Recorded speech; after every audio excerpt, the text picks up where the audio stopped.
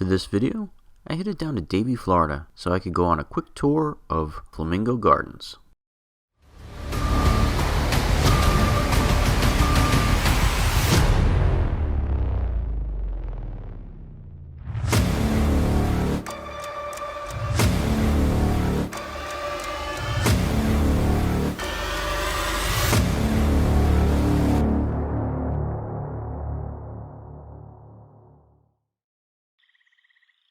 As someone who grew up in South Florida, it can be a little depressing for me. So many of the things that I experienced as a kid, a lot of the tourist attractions, most of them have gone out of business. Whether you're talking about Grand Prix Racerama or Planet Ocean or Boomer's Arcade or the Dania Beach Hurricane. I mean, I can go on and on about all the attractions that have gone out of business. And it's a shame, too, because there's nothing really for kids to do anymore that doesn't involve just sitting at home playing video games if you live in South Florida. I mean, if you live in Orlando, you still got all the theme parks and everything, and there's a lot of things for young people to do, but South Florida is the just absolute worst when it comes to growing up as a kid nowadays. One of the things that I was happy to see is that Flamingo Gardens is still in business and still thriving. This is one of the few places in South Florida that managed to hang on and survive, and you know, they've been doing this since 1927, so they're coming up on their 100th anniversary, and that really is impressive to me. I remember going to see Flamingo Gardens on multiple occasions. I know my parents took me a couple times. I even went on a field trip when I was in middle school. I was actually relieved when I saw it again. The place hasn't changed. It's just as beautiful as it was when I was a kid. And I think part of that is this is one of the few places that I grew up with which is actually a nonprofit. And, you know, for nonprofits, the goals are completely different. If this were a for-profit tourist attraction, I don't know if this would still be around. But because, you know, obviously the goals of the nonprofit are different, it's mostly for education and preservation. I think that's why this place will still be around 100 years from now.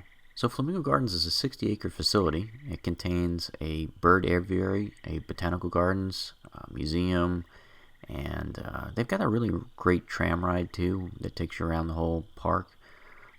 It was opened in 1927 and established by Floyd and Jane Wray, and that's basically the focus of the on-site museum. So the admission price for Flamingo Gardens is $20 for adults and $15 for children. However, I went on what was known as the South Florida Adventure Pass.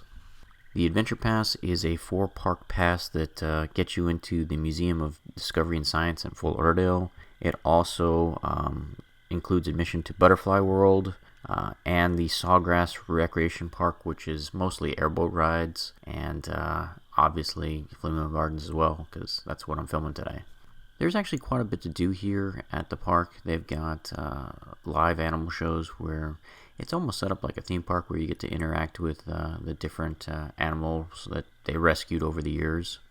The Wray House Museum is basically where the Wrays lived and established this park. And, you know, it's kind of neat to see that old style South Florida living. You know, the house is definitely vintage and it looks just like 1927. The narrated tram tour, they run about every half hour, and that's definitely the highlight for the park. You get to see so much more, and you realize just how big 60 acres actually is, because the tram tour is comprehensive. It goes pretty much everywhere. There is a snack bar, but the food options are pretty limited. You're just looking at, like, you know, hot pretzels and hot dogs and real basic things and some sodas and chips. So you probably want to eat outside the park, but otherwise the place is amazing. The bottom line for this park, I'm going to give it a very positive review. I love the place. I always did enjoy coming here as a kid, and it's just as good as I remember it. As someone who is used to going to theme parks every week, this place is a kind of a breath of fresh air because of just how affordable it is. You know, it's $20, and that's not bad at all. I'm used to, you know, paying $30 just to park the car at a theme park, an amusement park, and then, you know, $80, $100, $120, $150 even at Disney World just for a single day admission. So to get free parking and $20 admission, it's definitely a nonprofit. And it is a fun place to do. And there's plenty of things to see here that you could spend an entire day, although you could also cover the whole place in probably about 3 hours. I had a very pleasant time coming here. The weather was kind of shaky, but it's South Florida. You know, it was raining on and off all day, and that's kind of South Florida weather. It's always like that, so what are you going to do? There's really only a handful of tourist attractions in South Florida that are actually worth it, and I think Flamingo Gardens is definitely on my list of probably the top 5. I'd also say that Lion Country Safari, the Miami Seaquarium, Metro Zoo, and Butterfly World are probably the best things to do down here.